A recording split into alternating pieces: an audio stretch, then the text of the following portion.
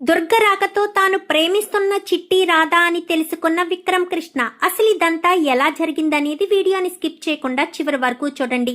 నువ్వు లేక నేను లేను అప్కమింగ్ ఎపిసోడ్స్ లో ఏం జరగబోతుందో ముందుగా తెలుసుకోవాలి అనుకుంటే వీడియోని లైక్ చేసి ఛానల్ ని సబ్స్క్రైబ్ చేసుకుని పక్కనే ఉన్న బెల్ సింబల్లో ఆల్ పై క్లిక్ చేయండి. రామచంద్ర కూతురే రాధా అన్న విషయం తెలుసుకోవాలని మీరు కూడా కోరుకుంటే కామెంట్ లో ఎస్ అని టైప్ చేయండి.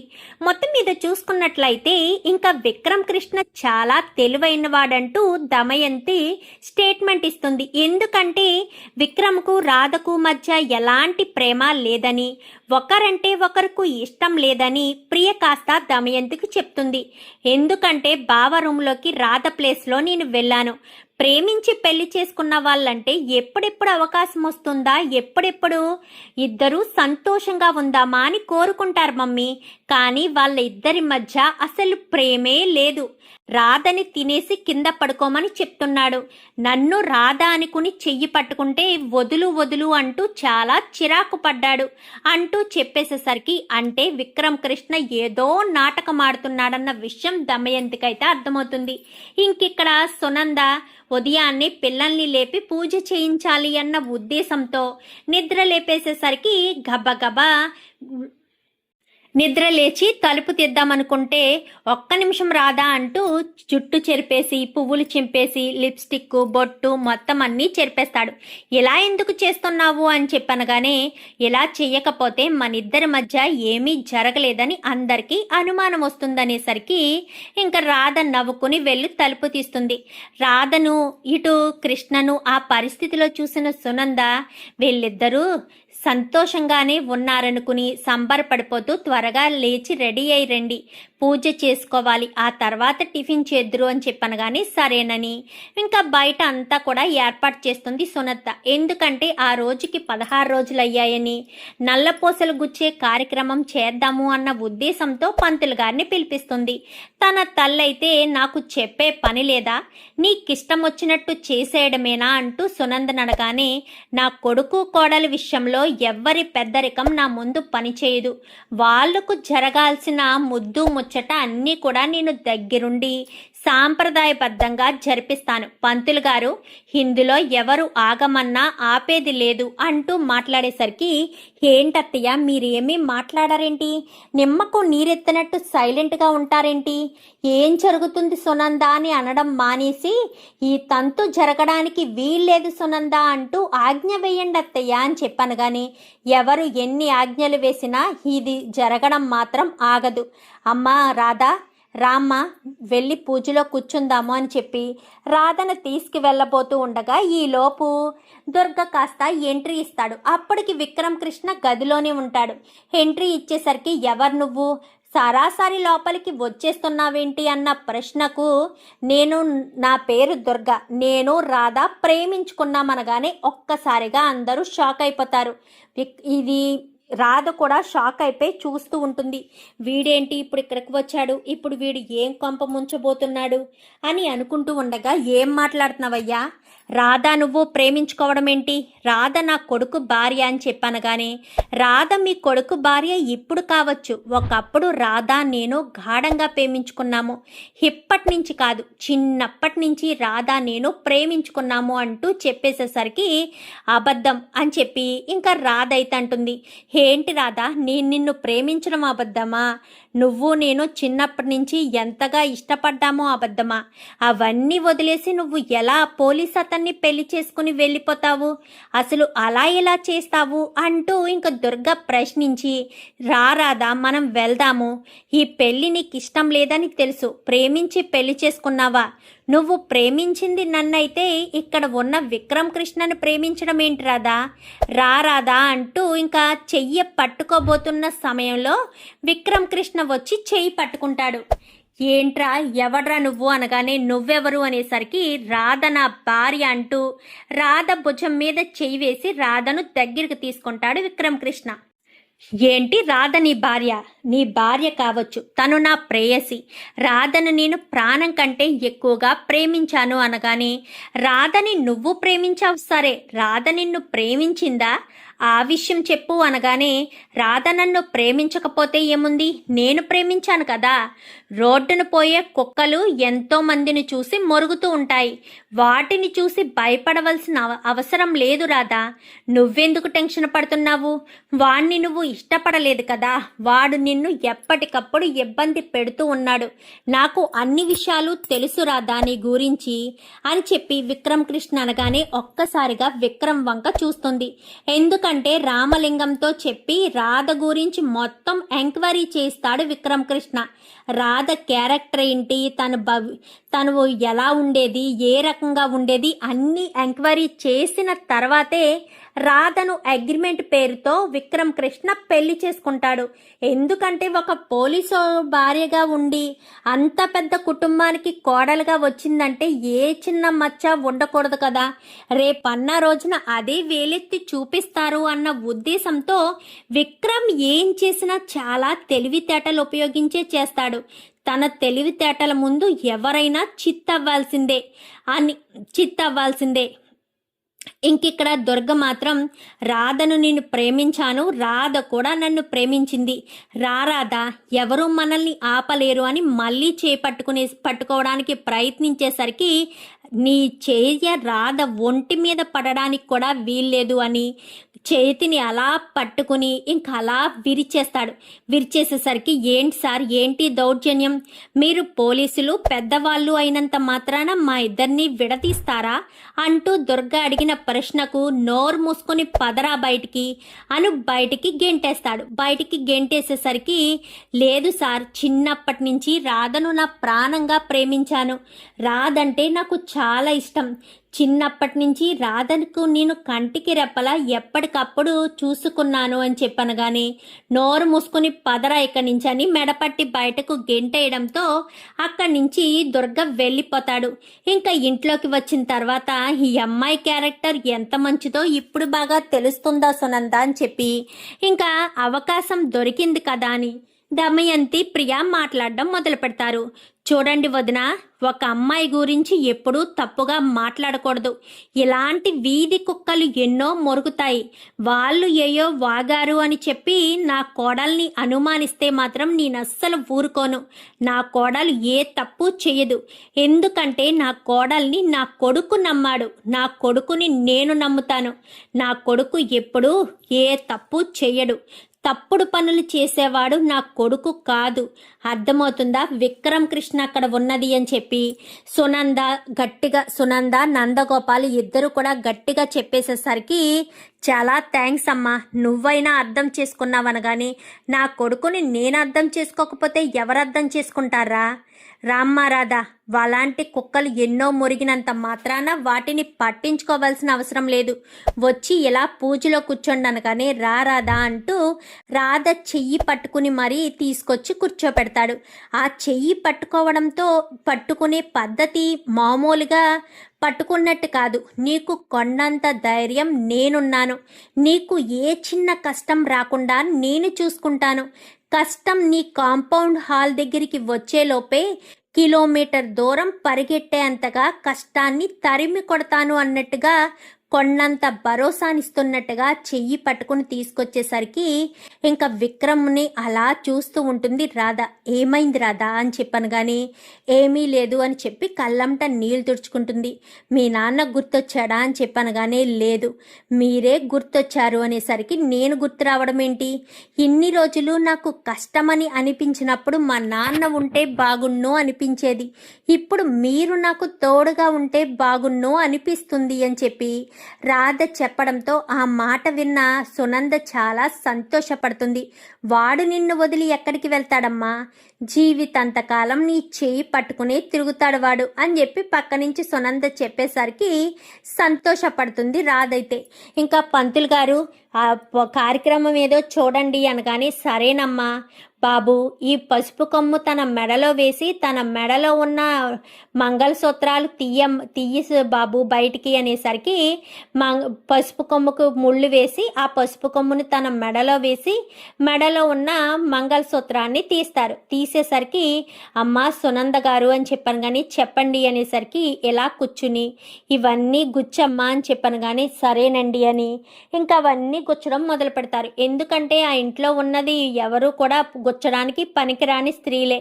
సో ఎవరు కూడా ఉండకపోవడంతో ఏం పర్వాలేదు కదా పంతులు గారు అనగాని ఏం పర్వాలేదమ్మా, నువ్వు దేని గురించి కూడా ఆలోచించవలసిన అవసరం లేదు, అంతా మంచే జరుగుతుంది, మంచి మనసుకు అంతా మంచే జరుగుతుందని ఇంకా విక్రమ్ కృష్ణ ఇటు సునంద ఇద్దరూ కలిసి నల్లపూసలు గుచ్చి ఇంకా రాధ మెడలో వేయించేస్తారు. రాధ మెడలో ఉన్న పసుపు కొమ్మును తీసేయమని చెప్పాను కానీ పసుపు కొమ్మును తీసేసి ఆ మంగళసూత్రాలు వేస్తారు. అమ్మ, నీ భర్త పాదాలకు నమస్కారం చేసుకో అని చెప్పనేసరికి ఇంకా మళ్ళీ రాధ కృష్ణ కాళ్ళ మీద పడి నమస్కారం చేసుకుంటుంది.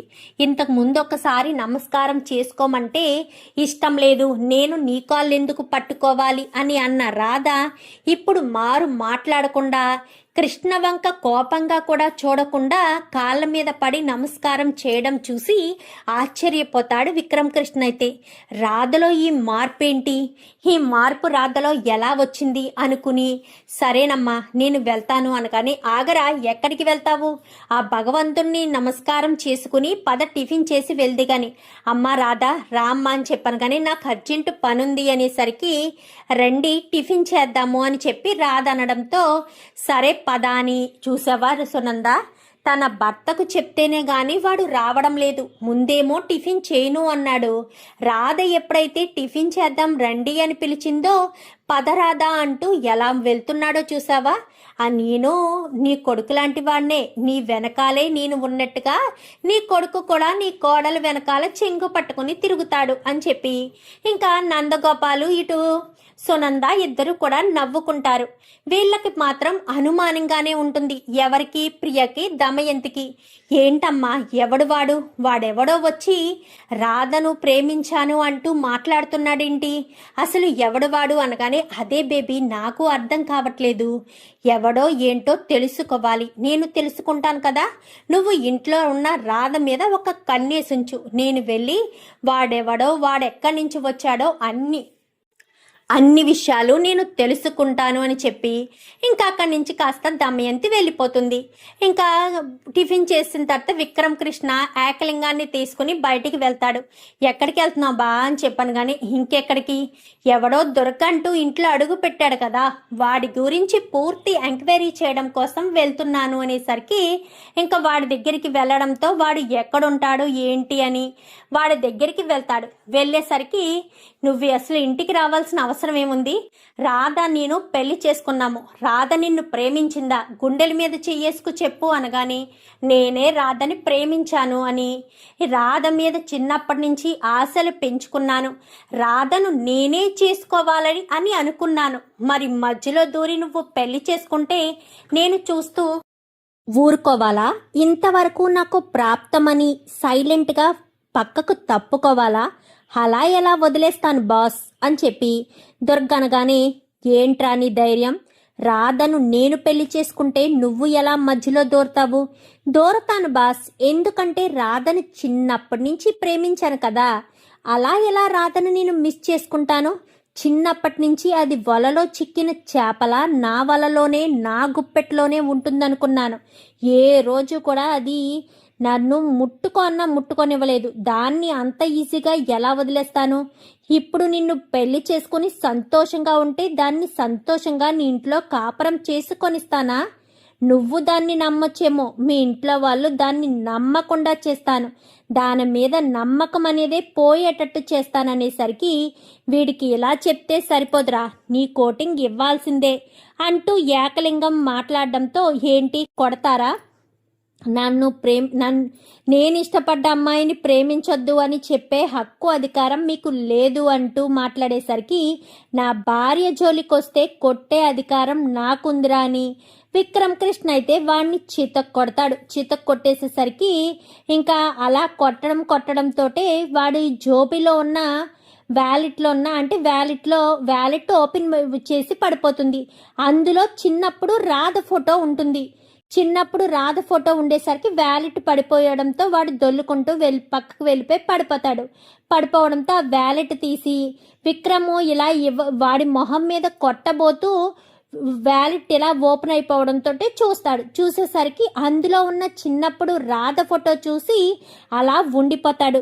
ఒరే విక్రమ్, ఏమైందిరా అని చెప్పనేసరికి, ఒక్కసారి ఈ ఫోటో చూడు అనగానే ఫోటోని చూపిస్తాడు. అదేంట్రా, ఇది చిట్టి ఫోటో కదా, మరి ఈ ఫోటో ఇక్కడుందేంటి అని అనుకుంటూనే వాళ్ళిద్దరూ కూడా ఆ కింద పడిపోయాడు కదా దుర్గ దగ్గరికి వెళ్ళి, ఎవర్రా ఈ అమ్మాయి, ఎవరి అమ్మాయి, ఈ అమ్మాయి ఇప్పుడు ఎక్కడుంది, ఈ ఫోటోలో ఉన్న అమ్మాయి ఇప్పుడు ఎక్కడుంది అని చెప్పాను. కానీ ఈ ఫోటోలో ఉన్న అమ్మాయి ఎవరో తెలుసా నీకు అనేసరికి, ఎవర్రా ఈ అమ్మాయి, అసలు ఈ అమ్మాయి ఎక్కడుంది, ఇప్పుడు ఏ ఏరియాలో ఏ ఊళ్ళో ఉంది అనగానే, ఆ అమ్మాయి ఎవరో కాదు, రాధే అమ్మాయి అని చెప్పి రాధ ఫోటో చూపించి రాధా అని చెప్పాను. కానీ ఒక్కసారిగా షాక్ అయిపోతాడు విక్రమ్ కృష్ణ.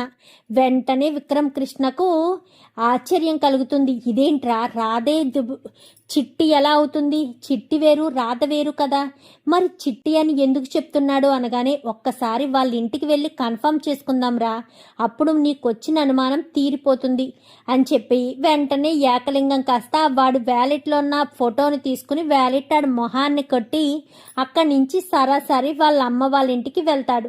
వెళ్ళేసరికి, నమస్కారం బాబు, మా రాధ ఎలా ఉంది బాబు అనగానే, రాధ బాగుందండి, కొన్ని మంచినీళ్ళు ఇస్తారా, ఈ రూట్ అంట వెళ్తూ ఇక్కడ ఆగాను, మీ ఆరోగ్యం ఎలా ఉందో, మీరు ఎలా ఉన్నారో, శ్రీను గారు ఇంకా బయటికి రాలేదని బాధపడుతున్నారేమో, మీకు ధైర్యం చెప్దామని వచ్చాను అని చెప్పనేసరికి, సరే బాబు వచ్చి కూర్చోండి బాబు అని మంచినీళ్ళు తీసుకురావడానికి వెళ్తుంది. ఎందుకురా డొంక తిరుగుడుగా మాట్లాడుతున్నావు, నువ్వు ఉండరా, నేను అడుగుతాను కదా అని చెప్పి ఇంకా మంచినీళ్ళు తేవడంతో, చాలా థ్యాంక్స్, మీకు రాధ సుమారు 9 సంవత్సరాలప్పుడు ఏదైనా ఫోటో ఉందా, ఒక్కసారి మీరు ఆ ఫోటోని చూపించగలరా అని చెప్పాను. కానీ ఎందుకు బాబు అని చెప్పనేసరికి, ఏమీ లేదు, చిన్న మెమొరీ లాగా రెడీ చేద్దాము అన్న ఉద్దేశంతో అని చెప్పాను. కానీ సరే బాబు ఇప్పుడే తీసుకొస్తాను అంటూ ఇంకా లోపలికి వెళ్ళి రాధ ఫొటోస్ అన్నీ కూడా ఒక ఆల్బంలో పెడతారు. ఆ ఫోటో ఆల్బమ్ కాస్త తీసుకొచ్చి చూపించేసరికి, ఆ రోజు రాధ తన నుంచి తప్పిపోయినప్పుడు ఏ బట్టలతో అయితే ఉందో అదే బట్టలతో ఒక ఫోటో అయితే ఉంటుంది. ఫోటో అయితే ఉండేసరికి, ఈ అమ్మాయి అనగానే, ఆ అమ్మాయే బాబు ఇప్పుడు మీతో ఉంటున్న చిట్టి రాధ అని చెప్పాను. కానీ ఒక్కసారిగా షాక్ అవుతాడు.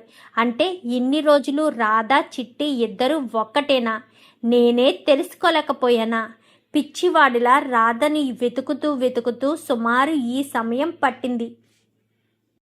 అంటే రాధా చిట్టి ఇద్దరు ఒక్కరేనా, నేను ఎన్ని రోజులు రాధని ఎదురుగా పెట్టుకుని నా చిట్టి కోసం వెతుకుతూ ఉన్నాను, నా చిట్టి నా కళ్ళ ముందే ఉందా, నేను నా చిట్టినే ప్రేమించానా, నా చిట్టినే నేను పెళ్లి చేసుకున్నానా అగ్రిమెంట్ పేరుతో అని చెప్పి ఇంకా విక్రమ్ కృష్ణ అనుకుని, చాలా థ్యాంక్స్ అండి, నేను వెళ్తాను అని చెప్పాను. కానీ వెళ్తాను కాదు బాబు, వెళ్ళొస్తాను అని చెప్పాలి అనగానే, అలాగేనండి రారా అని చెప్పి ఇద్దరు కూడా బయలుదేరి వచ్చేస్తారు.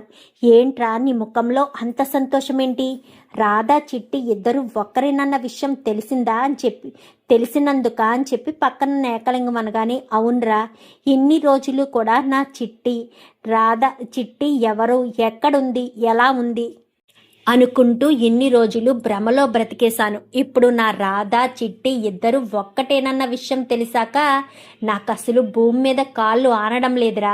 మరి ఇప్పుడు ఆ దుర్గ పరిస్థితి ఏంట్రా, ఆ దుర్గగాడిని ఏదొకటి చేసి పోలీస్ స్టేషన్లో పెట్టించేస్తే ఇంకా దుర్గగాడు మళ్ళీ రాధ విషయంలో కలగ చేసుకోడు. వాడికి ఇప్పుడే నా స్టైల్లో కోటింగ్ ఇస్తాను అని అక్కడ ఉన్న మైసమ్మకు ఫోన్ చేసి, పలానా చోట ఒక పేషెంట్ పడిపోయి ఉన్నాడు, ఎందుకంటే వాణ్ణి చితక్కొట్టేశాడు కదా. హాస్పిటల్ కట్లయ్యి పెట్టించి ఒక చోట ఉన్నాడు. వాణ్ణి తీసుకెళ్ళి ఎట్టి పరిస్థితుల్లోనూ పోలీస్ స్టేషన్లోంచి బయటికి తీసుకురావద్దు అని చెప్పాను. కానీ సరే సరే అని చెప్పి ఇంకా దుర్గను కాస్త తీసుకువెళ్ళిపోతారు. ఇంకా ఇంటికి వచ్చేస్తాడు ఎంతో సంతోషంగా ఉత్సాహంగా తన చిట్టిని చూడాలి అన్న ఆతృతతో. వచ్చేసేసరికి ఇంక ఇంట్లో తన బెడ్రూమ్లో బట్టలు మడతలు పెడుతూ ఉంటుంది. వెనక నుంచి వెళ్ళి హత్తుకుని రాధా అంటూ పట్టుకుని ఇంకా గిరగిరా తిప్పేస్తాడు. విక్రమ్ విక్రమ్ వదులు, ఏం చేస్తున్నావు ఏం చేస్తున్నావు అనగానే ఒక్క క్షణం కూడా నిన్ను వదిలి పెట్టను అంటూ పట్టుకుని తిప్పుతూ ఉండేసరికి నాకు కళ్ళు తిరుగుతున్నాయి అనగానే అప్పుడు వదిలేస్తాడు. వదిలేయడంతో తనకి కళ్ళు తిరిగి పడబోతూ ఉన్న సమయంలో విక్రమ్ పట్టుకుంటాడు. విక్రమ్ కళ్ళల్లో రాధ చూసుకోవడం, రాధ కళ్ళల్లో విక్రమ్ చూడడం అలా చూస్తూ ఉంటారు. చూస్తూ ఉండేసరికి ఇన్ని రోజులు నా చిట్టి రాధ ఇద్దరు ఒక్కరేనన్న విషయం తెలియక నా చిట్టిని పెళ్లి చేసుకోవడం కోసం నా చిట్టితోనే అగ్రిమెంట్ చేయించుకున్నానా? ఎంత ఫూలిష్గా ఉన్నాను నేను. ఇక మీద నుంచి చిట్టిని చాలా ప్రేమగా చూసుకోవాలి, చాలా సంతోషంగా చూసుకోవాలి అని ఇంకా తెగ సంబరపడిపోతాడు. మా విక్రమ్ కృష్ణ అయితే సంబరపడిపోయేసరికి ఏమైందండి, ఏం జరిగింది, ఏ ఏ చెప్పండి ఏం జరిగింది అంటూ అడుగుతూ ఉన్నా కానీ ఏమీ లేదు సరే నేను బయటికి వెళ్తాను రాదా అని బయటికి వెళ్ళిపోతాడు. ఈయనకేంటి ఏం జరిగింది, ఎప్పుడూ లేనిది ఈయన ఇలా ప్రవర్తిస్తున్నారేంటి అనుకుంటూ ఉండగానే గబగబా రామచంద్ర దగ్గరికి పరుగున వెళ్తాడు. వెళ్ళేసరికి మామయ్య అనగానే నిన్ను అలా పిలవద్దు అని చెప్పానా? నువ్వు నన్ను అలా పిలిచే హక్కు అధికారాన్ని కోల్పోయావు.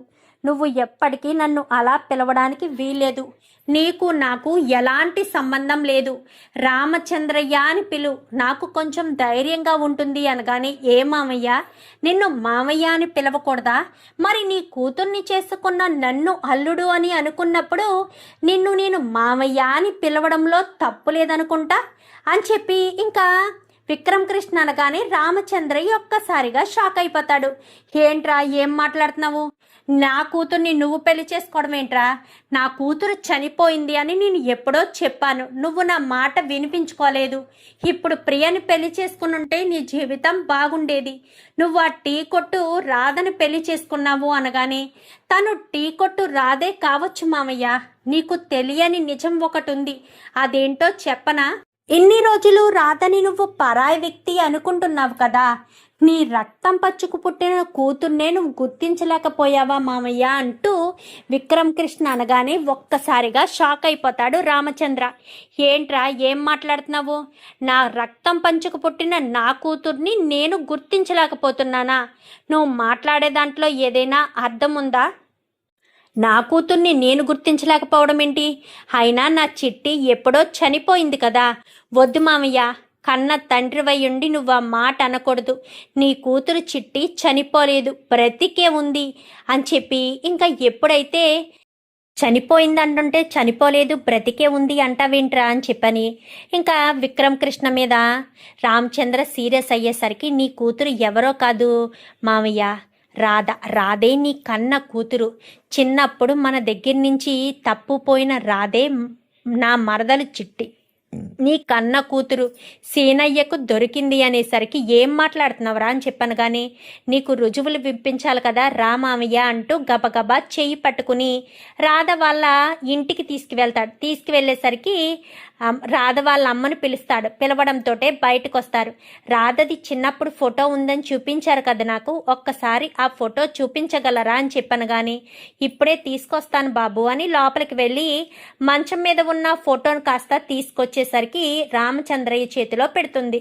పెట్టడంతో రామచంద్రయ్య దగ్గర నుంచి తన కూతురు మిస్ అయినప్పుడు ఏ బట్టలతో అయితే ఉందో అదే బట్టలతో ఫోటో ఉంటుంది. ఎందుకంటే జ్ఞాపకంగా ఆ బట్టలతోనే తన చిట్టి తల్లి తనకు దొరికిందని తన తండ్రిగా తన కూతురుగా కన్న తల్లిలా చూసుకుంటున్న సీను అదే బట్టలతో ఫోటో తీయించి దాచిపెట్టుకుంటాడు. అదే ఫోటోని చూపించడంతో ఒక్కసారిగా షాక్ అయిపోతాడు రామచంద్రయ్య. ఏంటి అంటే ఈ అమ్మాయి మీ కన్న కూతురు కాదా అని చెప్పాను, కానీ బాబు అది అనేసరికి అబద్ధం చెప్పకండి, మీ కన్న కూతురు కాదు కదా. కాదు బాబు, మాకు దొరికిన పిల్ల, అప్పటి నుంచి మేము కన్న బిడ్డలా చూసుకుంటున్నాము. ఆ విషయం నాకు నా భర్తకే తప్ప ఎవరికీ తెలియదు. రాధకు కూడా మేము తన కన్న తల్లిదండ్రులు కాదని, పెంచిన తల్లిదండ్రులము అన్న విషయం తెలియదు అని చెప్పి తను కళ్ళంట కన్నీళ్లు పెట్టుకుంటుంది. ఎప్పటికైనా అర్థమైందా మామయ్య, రాధ ఎవరో? రాధే నీ కూతురు చిట్టి అనేసరికి ఏంటి బాబు ఏమంటున్నారు అనగానే, అవును, రాధ ఎవరో కాదు, నా మరదలు, మా మామయ్య కూతురు. చిన్నప్పుడే తప్పిపోయింది అనుకున్న ఆ బిడ్డే ఈ బిడ్డ అని చెప్పడంతో ఒక్కసారిగా తన భార్య షాక్ అయిపోతుంది. ఈ విషయం సీనయ్యకు తెలుసు, కానీ సీనయ్య మాత్రం ఈ విషయాన్ని ఎవరికీ చెప్పడు. ఎక్కడ తన నుంచి దూరం అయిపోతుందో అన్న బాధ ఒకటి, తన కూతురు కాదు ఆ ఇంటి బిడ్డ అన్న విషయం తెలిస్తే తనకు ఎక్కడ ప్రమాదం జరుగుతుందో అన్న భయంతోనే ఎన్ని రోజులు సీనయ్య అయితే ఈ నిజాన్ని దాచిపెట్టాడు. అసలు సీనయ్యకి విషయం తెలీదా తెలుసా అన్న విషయం కనుక్కోవడం కోసం రామచంద్రయ్యని ఇంటి దగ్గర డ్రాప్ చేసి విక్రమ్ కృష్ణ అయితే సీనయ్య దగ్గరికి బయలుదేరతాడు. మరి ఎప్పటికైనా సీనయ్య నిజాన్ని చెప్తాడా? ఆ చిట్టి రాధా ఇద్దరు ఒకటేనని, వీళ్ళంతా కూడా ఇలా ఈ రకంగా చేశారని, చిట్టి ప్రాణాలకి ప్రమాదం అని చెప్పే నేను ఈ రకంగా చేశాను అన్న విషయాన్ని విక్రమ్ కృష్ణకు నిజాన్ని బయట పెడతాడా? చూద్దాం మరి రాబోయే ఎపిసోడ్స్లో ఏం జరుగుతుందో. వీడియో నచ్చితే లైక్ చేసి ఛానల్ని సబ్స్క్రైబ్ చేసుకోండి. Thank you for watching.